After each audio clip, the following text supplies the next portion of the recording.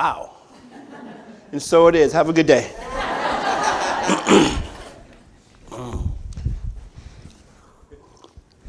It is so very good to be here.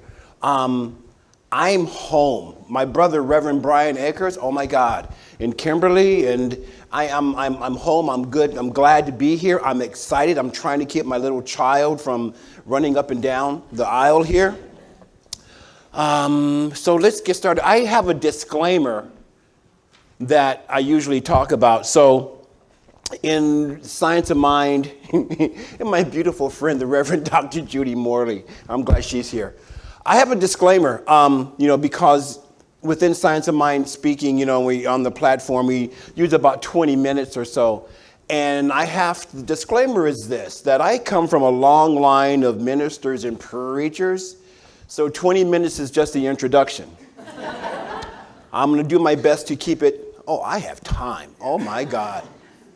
Good. So let's get started. Today's lesson is called Arise, Master, Arise. So can I have all of the masters in the room stand up? See, here at Oneness, I knew. Look at this. Yes. Thank you, masters. Have a seat. And for those of you who did not stand up, it's okay, because you're still a master. Here's the thing about being a master. Here's the thing about arising as a master. The first thing we have to do is to recognize that we are masters. We have to recognize that within us, there is something within us that is masterful at life, no matter what it is that we do, be it playing music, be it speaking, be it crocheting, being whatever it is. There is something within us that is masterful at life, which is why you're here. So the first thing that we want to do as masters is to recognize that we are masters. How many people were at the workshop yesterday? Didn't we have a great time? And for those of you who weren't there, we're still going to have a great time. Because that's just the way it is, because we are masters. So I tend to, as I had mentioned before, I come from a long line of ministers and preachers and all of that. So I grew up with this thing called the Bible. You remember that book, right? Yeah. It's a great book. It's a great book of psychology. It's a great book about self. And in this particular story about recognizing that one is a master, I'm going to take this lesson from the book of John 5, 1 through 8. And it's about a story. The story is about a man who was sitting at the pool of Bethesda. And the scripture goes like this. After these things, there was a great feast of the Jews, and Jesus went up to Jerusalem. Now, there at Jerusalem, there was a baptismal pool, which is called in Hebrew Bethesda. I'm going to move this just a little bit.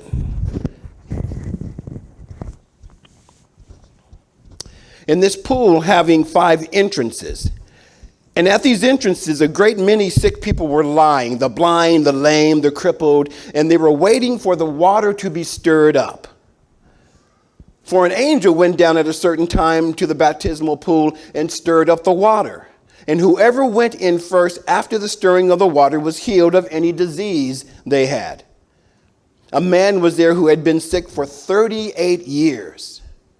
Jesus saw this man lying down, and he knew that he had been waiting for a long time. So he said to him, "Do you wish to be healed?" The sick man answered, "Yes, my Lord, but I have no man when the water is stirred up to put me into the baptismal pool. But while I am coming, another one goes in before me." And Jesus said, "Rise, take up your bed and walk." There's so much in this story. There's so much. Number one, in Hebrew, the word Bethesda means house of grace or house of healing. The 5 porches symbolize the 5 senses. So in order to get to the pool, to the water, we have to get behind or beyond the 5 senses, because the 5 senses sometimes, I don't know about you, but my eyes sometimes lie. My ears sometimes are deaf to what's really going on. Just sometimes the five senses will get in our way of what's really going on within our lives, right? You know, sometimes, what song was that? Believe half of none of what you see, some of none of what you hear. Marvin Gaye, heard it through the grapevine. He's like, okay, where was that? For me, everything's about song. So we have to be aware that the five senses, and they're good for this material plane. They really are. Without them, life isn't so grace-filled. But there's so much more. There's so much more to life than just what we experience here on the material plane. I'm trying not to walk around so much because the camera, she's going to have, see, there she goes. Oh, it's okay, good. In that case. They deal with me on the regular. Oh, okay, cool. And see, I remember I'm at home. This is, yeah.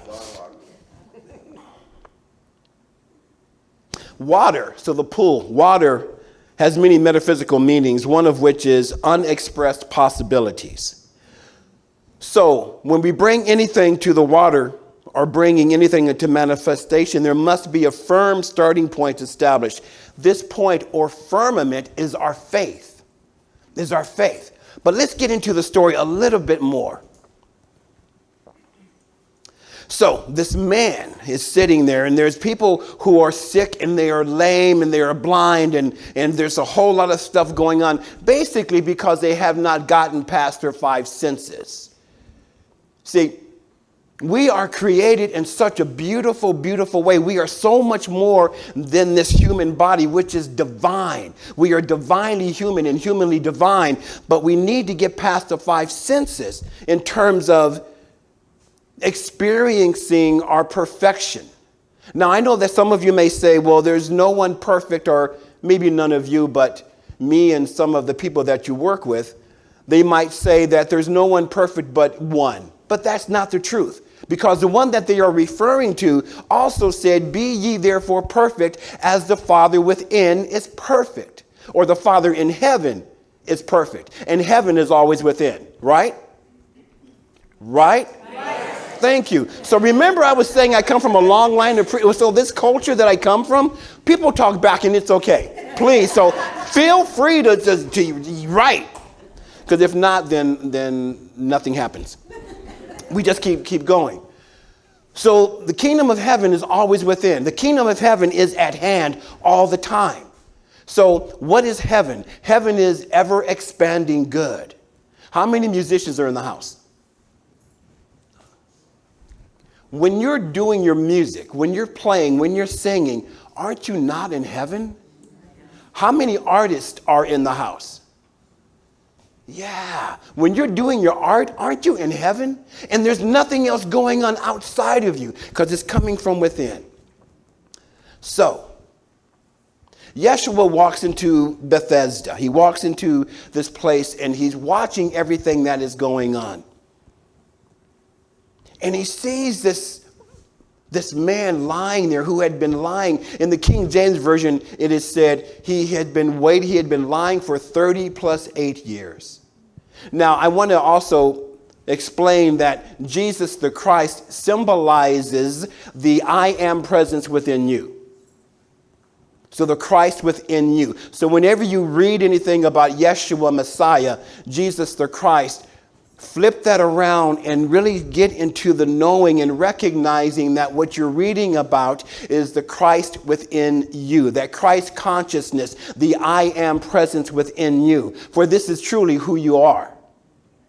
You are created in that spiritual image and out of the spiritual likeness of the divine itself. Therefore, you are created to create. So Yeshua walks in, and he sees this dude lying there who had been there for 38 years. So, the guy smelled. He hadn't taken a bath because he hadn't been in the pool yet, right? So, there's a little bit of funk coming off this guy. Let's keep it real, right? So Yeshua goes to the man and he says, would you like to be healed? And this is where we find the crux of the man's problem.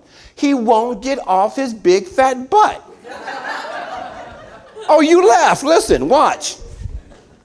The sick man answered, saying, yes, my Lord, but I have no man when the water is stirred to put me in the baptismal pool.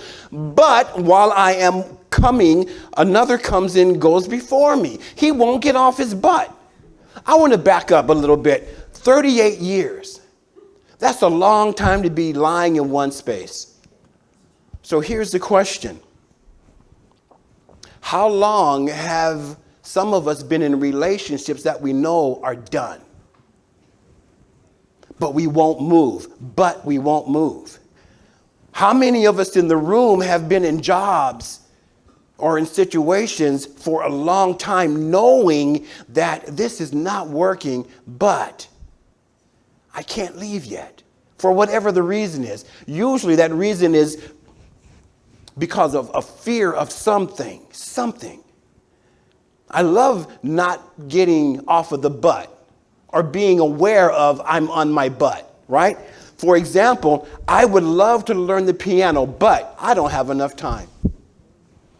I would learn to love to paint, but I don't have any talent.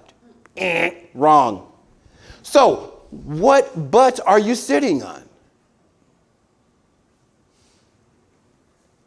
Oh yeah, you don't need to talk back now. No, well, it's okay. It's okay. You don't need to tell your secrets, you know. It's like, but, you know, I would love to be in a great relationship, but. So this is the crux of the man's problem, is he won't get off his big fat butt. You know, he wants to do this, or he thinks he wants to do it. He thinks he wants to do it. But see, and he believes he wants to do it. But he doesn't know that he can. He has not yet recognized the master within him. But the Christ who walked up to him, that presence of the Christ, recognized that in this person, because out of everyone else in the baptismal pool, Yeshua, the I am presence, went to this one. Why? Because he recognized the divinity within this man who had been lying down for 38 years. So the first thing that we need to do is to recognize that we are masters. The first thing we need to do is to recognize that there is an infinite intelligence that knows exactly what to do, when to do, and how to do. All we need to do is get out of the way and get off our big fat butts. So, 38 years. So if it's time for you to make a change in your life, get off the butts. I would love to do a different career, but I'm safe over here. You know, I'm in my comfort zone. But how comfortable is that comfort zone when the spirit or that heart or that desire is doing this? Every day knocking on your heart. That's not comfortable, folks. It's not comfortable. For me, oh man, mine began to pound. It's not funny. Who was that laughing over there? That stuff hurt. Because they kept saying, Eugene, we need to write. I'm like, I have nothing to say. Have a great story about this, right? I started working I am so blessed. I am so blessed that I get to write for the Science of Mind magazine. Oh my God, what a gift. What a blessing for me. 2008, 2009, I'm sitting in my home up in the mountains, and I'm in my meditation and my prayer work. And I come out of that and I'm like, I wonder what would it take for me to write the Science of Mind guide one month. I go in the next day. I go into the office the next day. And at that time, I had a practice of going to certain offices. I would just be guided to go to a co-worker's office. I would shut the door and go, what would you like prayer for? And we would pray. And I'd get up and go to the next office, wherever I was guided. And this particular day, the next day after my meditation and my asking, I wonder what it would take to write the guides. I go into at the time, the editor's office. I shut the door and I say, what would you like prayer for? She tells me, and we pray, and so it is. Amen. She goes, Eugene, would you be interested in writing a guide? I'm like, yeah, sure, of course. Not 15 hours passed, right? Because there is this desire within us that just wants to be expressed. There's growth, and then there's expansion, Because we hear this all the time, growth and expansion, growth and expansion, growth and expansion. But we need to express it. Because we can only inhale for so long. We have to express it. I love the word express. It means to press forth, to press out. So now I'm going to write the guides. I mean, yes. And then that big fat butt popped in. Again, that's not funny. Because my butt was like, oh, I would love to do this, but I have nothing to say. I would love to do this, but oh, this is the one that got me. God, it got me hard too. Who do you think you are to write? Who do you think you are to touch 45,000 lives? Who do you think you are? Oh my God, people, it took me the longest time to get past that.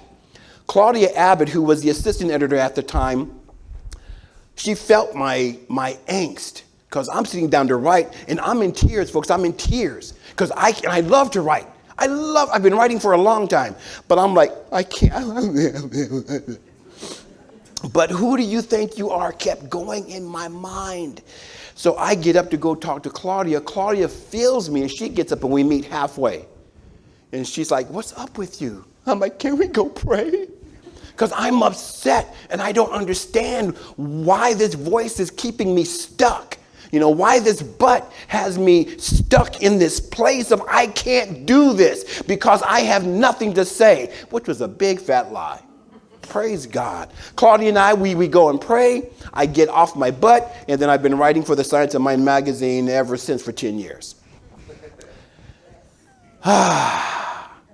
It's time to move on. So what happens then is that in the story, Yeshua says to the men, would you like to be healed? He goes through his butt thing. And this is the part of the story that I really, really love. Yeshua doesn't reach down to help the guy up. He doesn't ask anyone else to help the guy up. He just says, get up, pick up thy bed, and walk. So when the man gets up, I love this. Oh, you didn't write that down, did you? No, you didn't. Verse 9, I only wrote up to verse 8. Let me make sure of that. Yep. Verse 9, which is very short, says, and the man was immediately healed. Period. So, in an instant, this man recognized who he was. He recognized that he was a master. Yeshua, in this recognition, just demands the Christ presence within him, says, dude, get up, pick up thy bed and walk. Let's talk about the word bed. Bed is not only that comfortable thing that we get to sleep in, but bed is also the foundation. There's a bedrock. There's a foundation of something that we get to stand upon. So we can pick up our bed of inspiration, the foundation of inspiration. We can pick up the bed of faith. We can pick up the bed of prosperity and abundance. But the best bed to pick up for y'all is the bed of love, unconditional love. And so as masters, we recognize that there's this infinite intelligence that is absolutely everywhere present. And then as masters, we become one with this presence. We become one with that divine presence that is not only everywhere present, but it is right within us. This is why in affirmative prayer, we sometimes hear that there is no place we can go where God is not. I've been playing around. I was speaking about this in the workshop yesterday. I've been playing around with words. I love words. So I took out the word God and put in the word life. There is no place I can go where life is not. Because God and life are synonymous. You can use them interchangeably. God and love. There is no place where we can go where love is not. No matter what the appearance is, right? Because scripture also says we shall judge not by the appearance, but judge righteously. Meaning that we want to see through the eyes of the divine, to look past us. Again, as I had mentioned before, sometimes my eyes, none of yours, because I can feel your aura, but my eyes will sometimes lie. Stop laughing. Because you're elevated here at Oneness. What a name, Oneness. But sometimes my eyes will see something that is not really all that true. But once we see through the eyes of the divine within us, we get to look beyond to the source of the plants. We get to look beyond to the source of the sun shining. You know, it's interesting to really think about this, right? That same power and intelligence that causes the sun to shine is that same power and intelligence that breathes your breath. Yeah, breathe that in. That same power and intelligence that causes the earth to spin on its axis perfectly.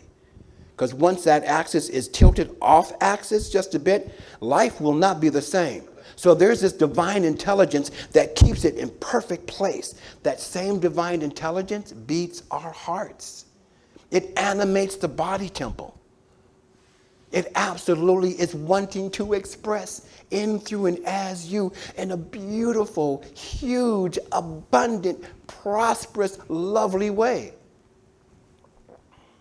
So as masters, again, we recognize that there's this power, and then we connect with that power. Then once we connect with that power, then we get to declare the Christ presence that says, get up, pick up thy bed and walk. And whatever is going on, once we declare that, it is immediately healed. Immediately healed. Now, immediately to me may not mean immediately to spirit. Again, not funny. Because I believe we have all come from a realm where all we had to do is think about it and it was done. But now we're on this beautiful plane called earth, this spiritual plane called earth, and things have slowed way down. So it takes time, but it's okay. It's okay, because sometimes we need the time to take the time to open up to receive. You know, when we talk about manifesting things, there are 3 steps to it, right? And 2 of the 3 would be ours to do. The first one is to, number 1, get clear on what we want and then ask. Speak your word. The second thing is the how to. That's not ours. We let that go. We let that go. Bless you. It's our job to bless you. Bless you. The third one is to allow. It. So we ask, we don't worry about the how to, and then we allow it. Now, again, it took me a long time to get to the point where I can allow the good to come in. You know, because I was sitting on that butt. I was sitting on that, but I'm not worthy enough. Again, I know none of you think about this. It's only me that think that I am not worthy to receive my good. I'm not worthy to have the life that I love and the life that I dream of. And when I say that I am not worthy, that's a lie.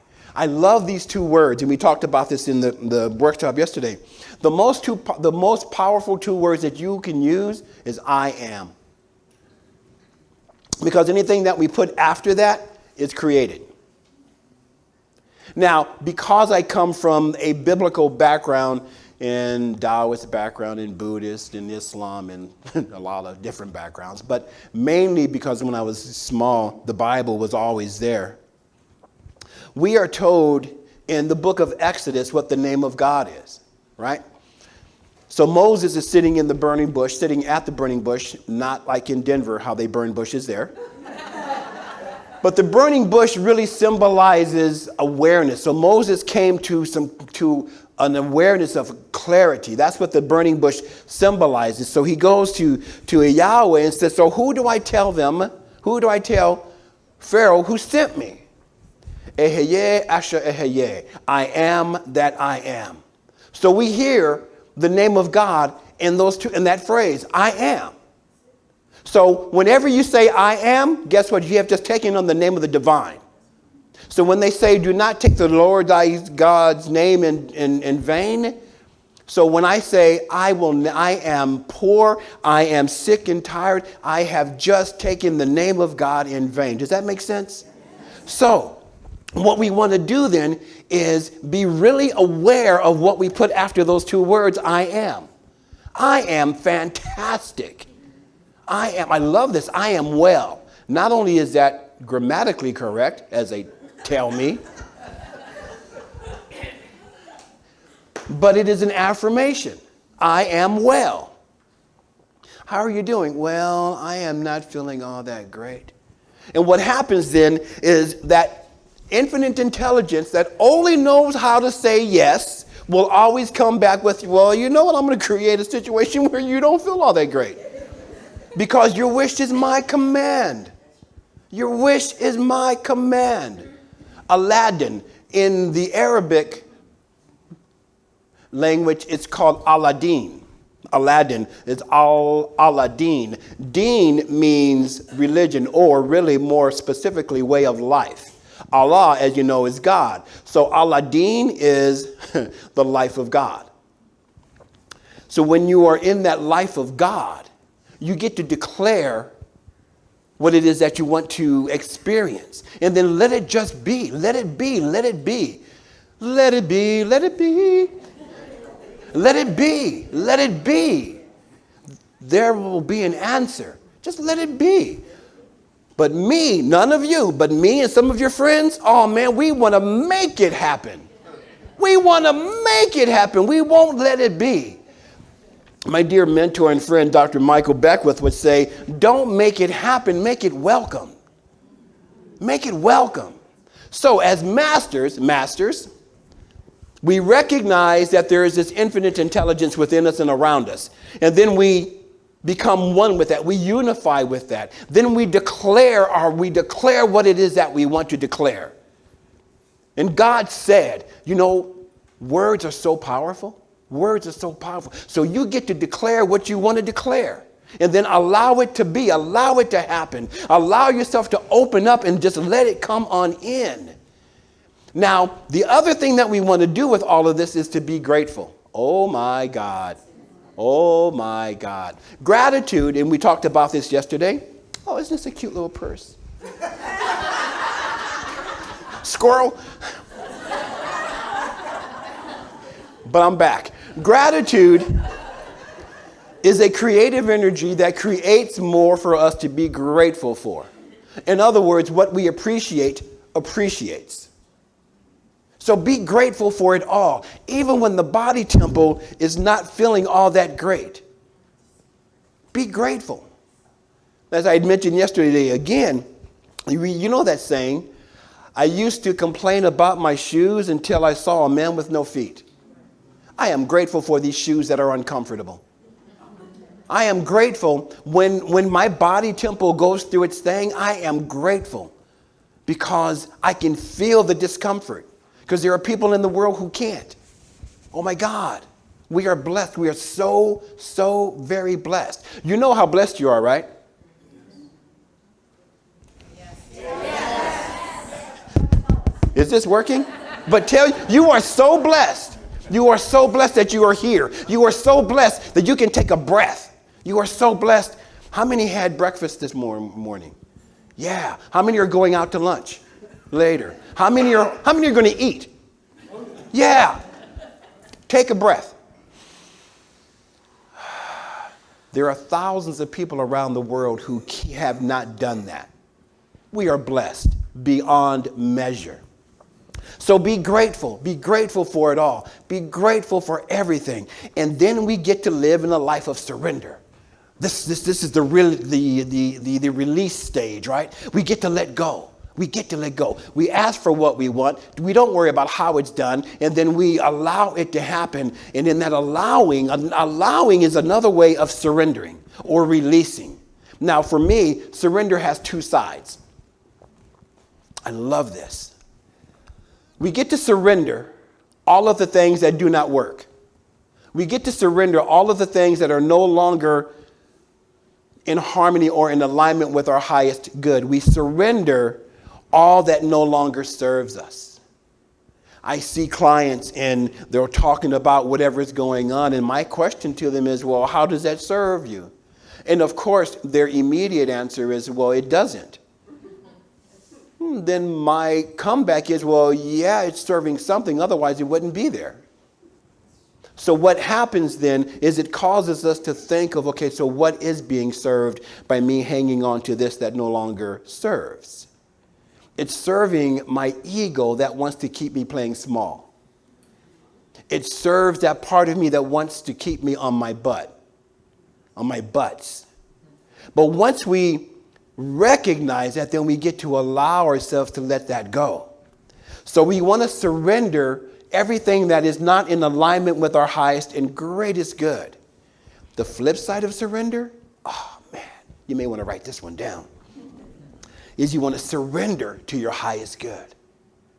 You know, as I said, right, we don't make it happen, we make it welcome. We surrender to the prosperity. We surrender to the divine health. We surrender to the relationship. We surrender to the joy. We surrender to the music of our souls, no matter what it is. We surrender to allow the divine within us to have full sway. So in this one story, we have the 5 steps of affirmative prayer. Recognizing that he had to recognize the guy who was sitting and lying around the pool for 38 years had to recognize, had to be reminded by the Christ that he was a master.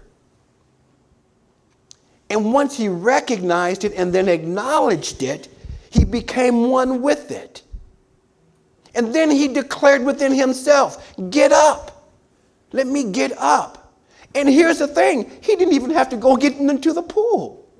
He just got up. After 38 years, can you imagine what would happen once you decided that you wanted to change your life? It would be immediately done. Once we decide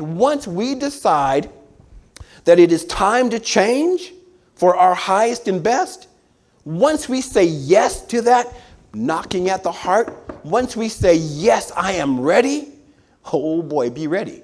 Because it will change. It will change. And do not be afraid. People say, be careful of what you ask for. Don't be careful.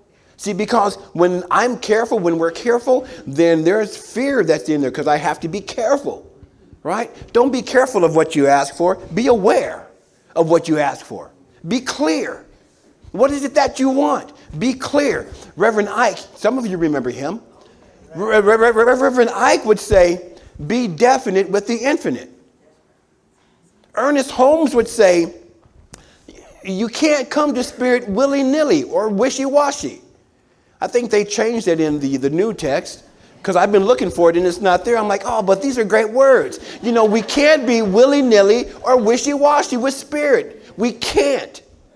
And then we wonder sometimes why we don't get what we think that we are asking for, because we're not sure. We're not definite. We need to give that law something to work on. They say, don't outline. Forget that. Outline it and then let Spirit take those borders and outlines and do this. My beautiful friend, Reverend Dr. Judy Morley, has turned me on to Dr. Joe Dispenza. And there's something that Dr. Joe says. He's like, you know, even though we are creators, we are not here to create it. We are here to design it. We are here to design it. So allow yourself to design the life you want. And then let the co-creator that is within you and all around you fill it with whatever it needs to so that it can express in, through, and as you. So, with that being said, let's pick up our bed of faith. Let's pick up our bed of joy. Let's pick up our bed of prosperity. Let's pick up our bed of unconditional love and let's go for a walk. So arise, masters, arise. No, truly, arise, masters, arise. Yeah. And join me. Woo-hoo! And I'm going to ask you to stand as you join with me in affirmative prayer.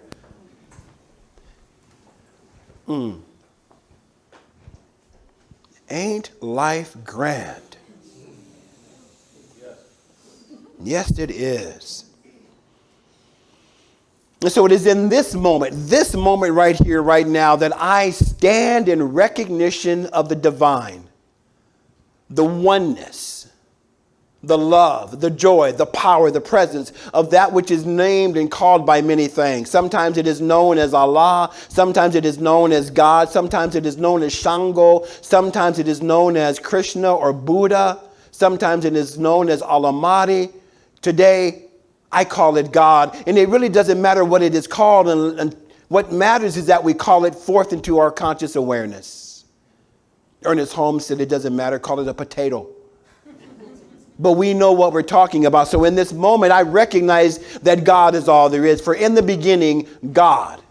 It is the Alpha, it is the Omega, it is the in-between that. All that there is and ever shall be is God revealing itself in, through, and as everything that is seen and unseen. Everything that is known and yet to be known. All that there is God. That love intelligence that governs the universe, and it does so through divine law and unconditional love. And so recognizing and acknowledging that God is everywhere present, I know that right where I am, God is expressing in, through, and as the I am that I am. And as I know this to be the truth of my life, this is the truth of each individualized expression of the beloved right here and right now. Right here, right now, God is, we are. And so it is from my awareness of our oneness in God that I speak this word. I name, I claim, and I accept that this day is great, grand, and glorious. That our lives are right here and right now masterful. For we have said yes to stepping into that vibration, that high vibration of being the master of our lives. Can I get an amen? Amen. And I stand in this moment right here, right now, knowing that no matter what it is that we choose to experience, that not only is it for our highest good, it is for good, it is for the good for everyone that comes to our conscious awareness. For we are the blessed ones. We are the way that God shows up in the world. We are the joy and the presence and the power of God. We are the unconditional love of the beloved. We are the masters of life. So, for this and for so much more than my eyes can ever see, for this and for so much more than my ears can ever hear, or these words can ever possibly convey, I truly remain forever grateful and thankful. It is from this space of gratitude and thanksgiving that I release my word into the law. I release it into the potent, dynamic action of love and law, knowing that as this word is released, it must return unto us completely and lovingly fulfilled, simply because the word is a law unto itself. And all it knows and ever will know is its own fulfillment. And so we move out of the way to allow the way to move us, to allow it to be fulfilled from now until forevermore. You see, this is done. And together we say, and so it is. Amen.